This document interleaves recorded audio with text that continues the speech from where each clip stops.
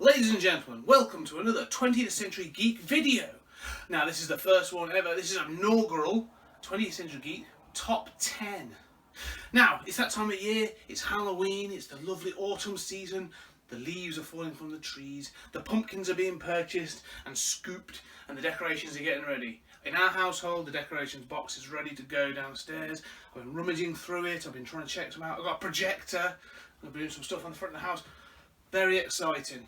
So for me, as an adult, I love Halloween. I love autumn, it's a fantastic time. Well, for the Americans out there, I love fall, but it's my favourite season. But let's not forget, is Halloween for adults? Yeah, pretty much. But it's also for the kids. The kids are the big part of this. For you guys in America, I know trick-or-treating is obviously a big thing. Every Halloween film that you've ever made in the States pretty much tells me that Halloween starts on October 1st, and so does trick-or-treating. So, go mad. Less over here, I do it with my daughter every year. It's great fun. Where I live, they fully support it.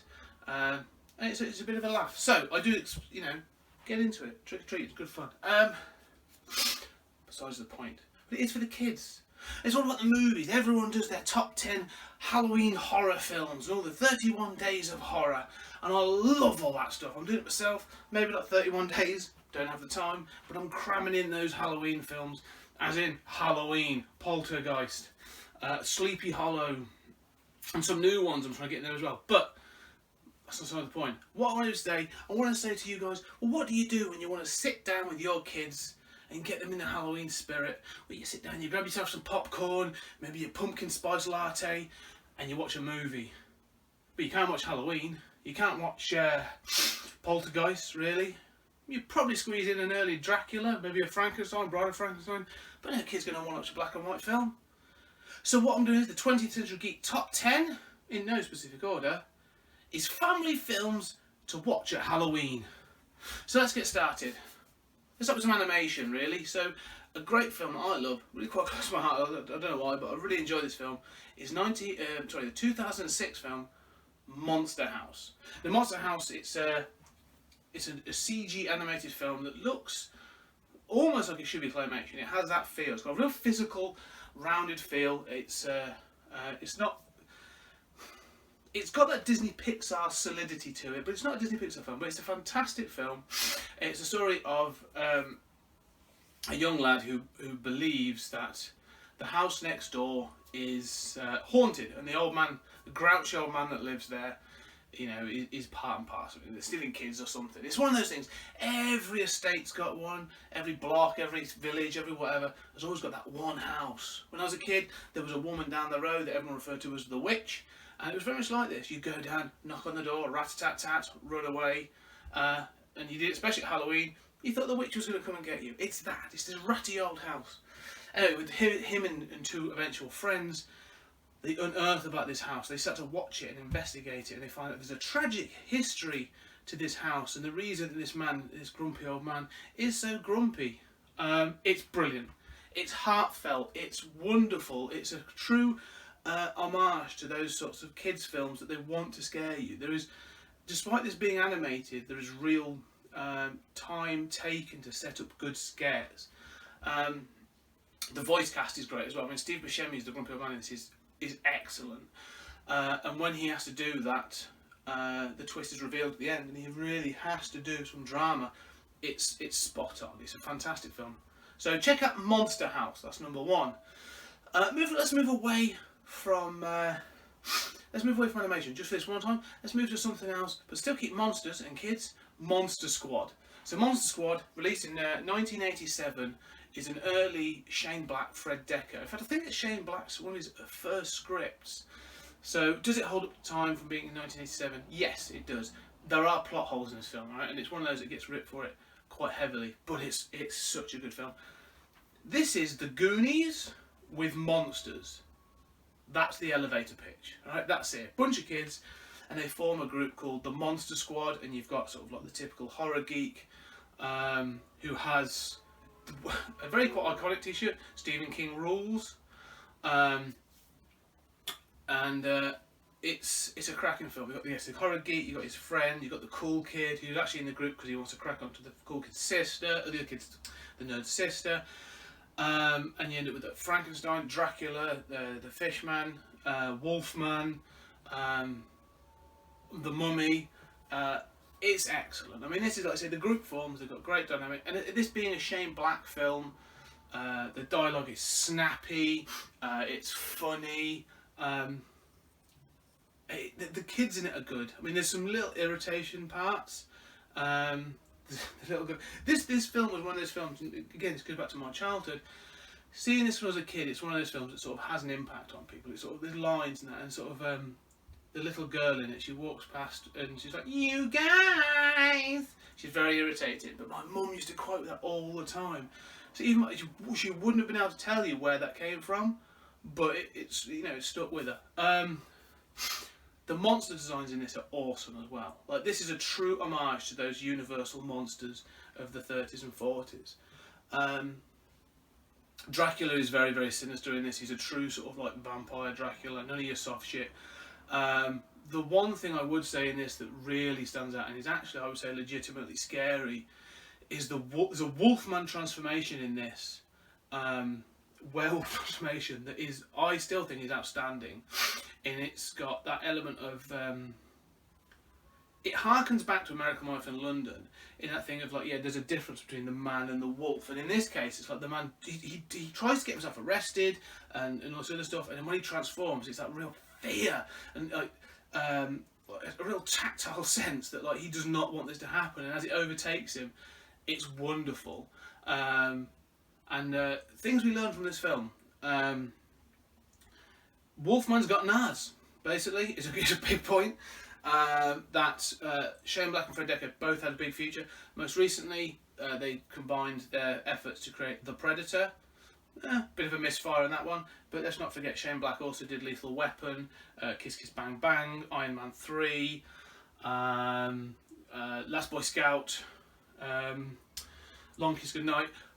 Amazing film. So Shane Black's script, early Shane Black's script, could probably done with a bit of a scrub up, but I highly recommend Monster Squad. Okay, fast moving on. Let's go to something else. Let's go back to animation, but we're going to keep it dark. Okay, dark fairy tales really, I think, is another one. Everyone talks about Halloween, and they always talk about serial killers and you know, monsters and all sort of stuff, ghosts and goblins.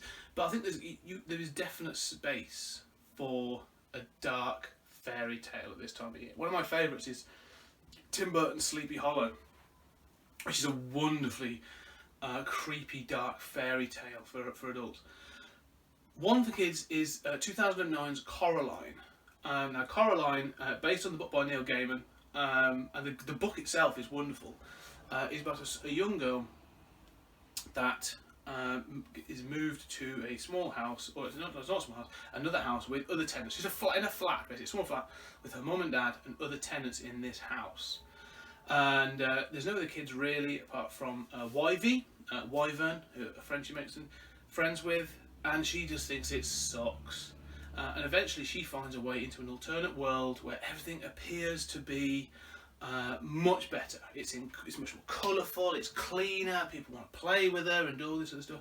But there's a price to pay for living in that world, and it escalates from there. Now, Ellie, my 5-year-old, she really adores this film, and she admits at the end of this is terrifying. Like, it really freaks her out, but she loves it.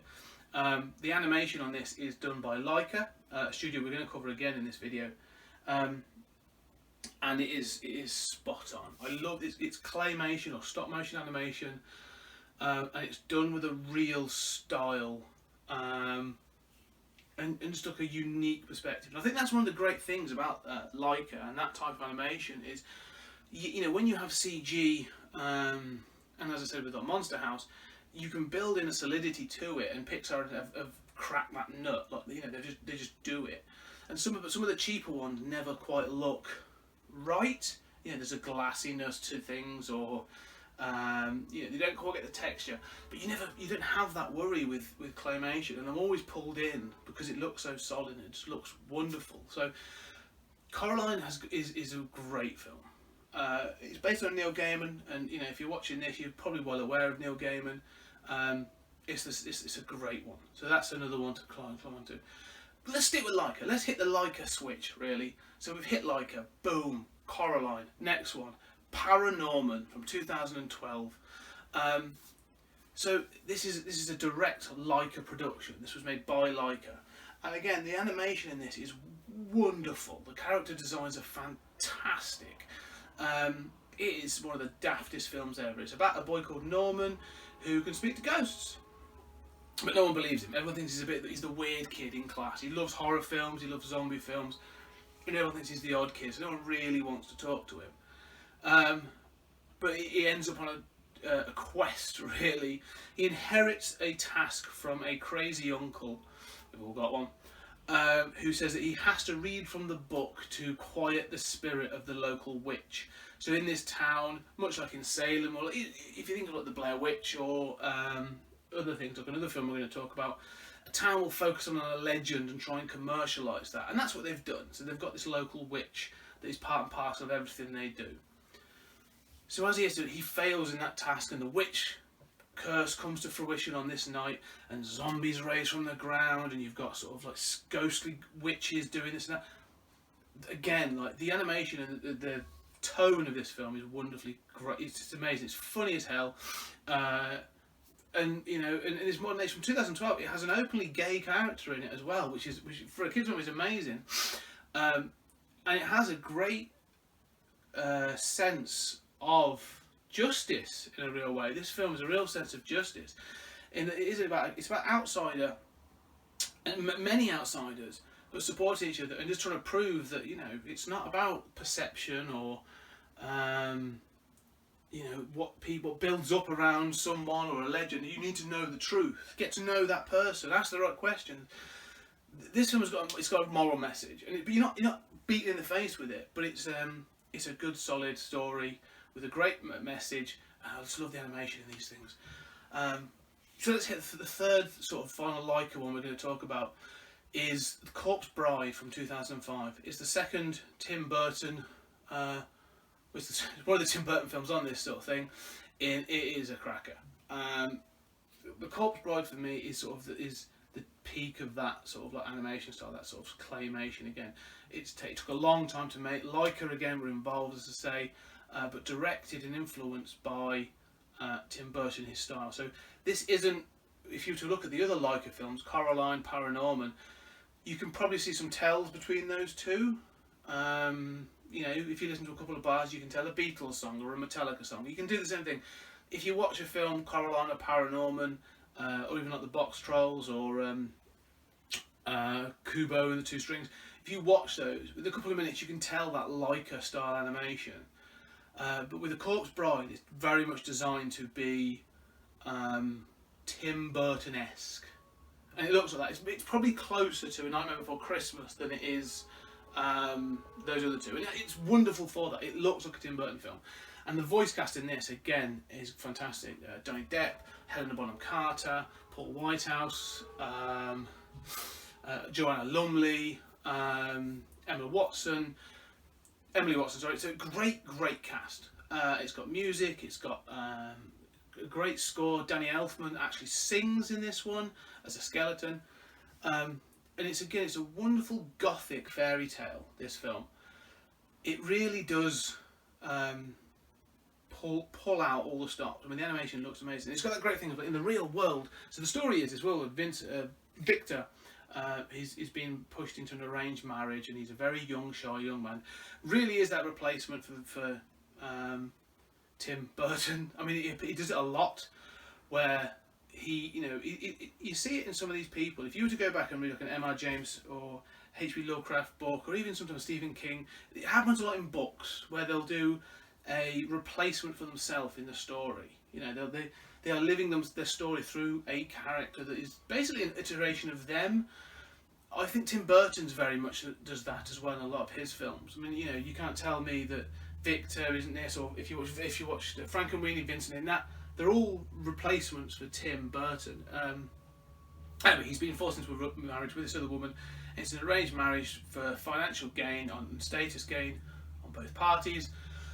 And he keeps blowing it. He keeps blowing his lines for the ceremony, so he gets sent out to practice, and he inadvertently marries the decaying body of a bride that was murdered. It gets dark.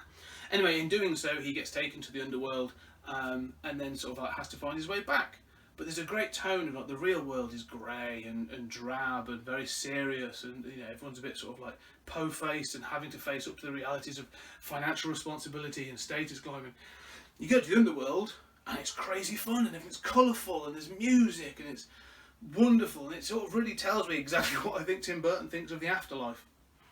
It's a great film, and again, it's a beautifully shot film, and all the animation is, as I say, spot on.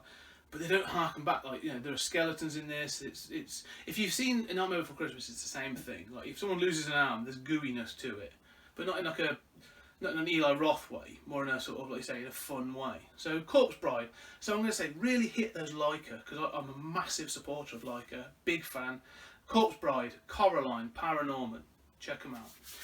Right, so we've covered, let's just check out, so we've done 5 so far. We've covered 5 so far, so halfway through. I will shut up soon, but let's just bang it through.